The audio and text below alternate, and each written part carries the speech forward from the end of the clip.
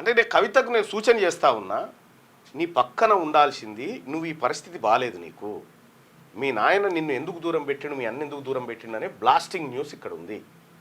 నేను ఇప్పుడు చెప్తా ఉన్నా, రాజకీయం చేయి. ఎట్లా చేయాలి రాజకీయము?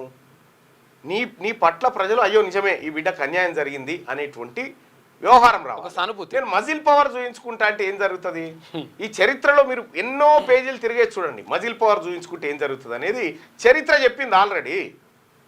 ఆ చరిత్ర అనుభవ పాఠాలు తీసుకున్న తర్వాత కూడా గుర్తుపెట్టుకో కవితమ్మ, నేను ఈ సూత్రం నీకు ఎవరు చెప్పను, నీ పక్కన ఉన్నవాడు కూడా సలహా ఇచ్చి చెప్పడు. సరే, నీ పక్కన ఉన్నటువంటి ఎవరు శరత్ రావా ఏదో ఉన్నది కదా, అటువంటి వాళ్ళని పెట్టుకుంటే ఏం జరుగుతుంది? వాళ్ళు జగిత్యాలకు సంబంధించినటువంటి ఒక అమ్మాయిని ఒక హాస్పిటల్లో ట్రీట్మెంట్ కోసం చేసిన వ్యవహారంలో మీరు మధ్యవర్తి కదా, మీరు ఒక బీసీ మహిళని ఏం చేసిరనే విషయంలో. సరే, అది అటు పెడితే నీ పక్క పంటున్నటువంటి వాళ్ళని ఇటువంటి వాళ్ళని పెట్టుకుంటే వచ్చేది గిదే రిజల్ట్. ప్రజలందరూ చీకొడతారు. ఓ మేధావి వర్గాన్ని పెట్టుకో, ఓ ఇంటలెక్చువల్ గ్రూప్ను పెట్టుకో. ఈ కష్టకాలంలో నాయన దూరం కొట్టిండు, అన్న దూరం కొట్టిండు, ఏం చేయాలి ఎట్లా అనేది తెలుస్తుంది. బీసీలకు మజిల్ పవర్ లేదని మీరు అనుకుంటురా? బీసీలకు ఓటు పవర్ ఉంది. ఇప్పుడు ఏమైంది? ఇప్పుడు నువ్వు బీసీ నీకేం సంబంధం అని చెప్పి తెలంగాణ జనం అంతా నీ మీద దుమ్మెచ్చిపోయేవాటే.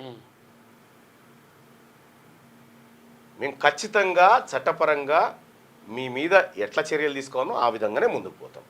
మీలాగా మీ ఆఫీసుల మీద మీ ఇండ్ల మీద పడి దాడి చేసేటువంటి ఆలోచన మాకు లేదు, మేము చేయగలిగే శక్తి ఉన్నది. రెండోది ఏంటంటే ఈ 2 రోజులు వృధా, ఈ 2-3 రోజులు వృధా. పాపం అక్కడ దెబ్బలు తాకిన వాళ్ళకి కూడా, ఆ అద్దాల బలగొడితే కుచ్చుకపోయిన వాళ్ళు కూడా అందులో చాలామంది బీసీలు ఉన్నట్టు ఇక్కడికి వచ్చినటువంటి సమస్యలు చెప్పుకోవడానికి వచ్చినటువంటి వాళ్ళకి అద్దాలు దిగి ఇట్లా బ్లడ్ అంతా రక్తం కాదు, ఇట్లా చాలా జరిగినాయి. నిజంగా నీవు నాతోని ఫోన్ చేసి మళ్ళా నాకు ఇట్లా అనుడు కరెక్టేనా అంటే నేనే చెప్తుంటే, కాదు కవితక్క దీని కథ గిట్లుంటుంది, దీని కథ ఇట్లుంటుంది అని నేనే చెప్తుంటే, నువ్వు ఈ చిల్లర మల్లర గ్యాంగులను పంపిస్తే ఏమవుతుంది?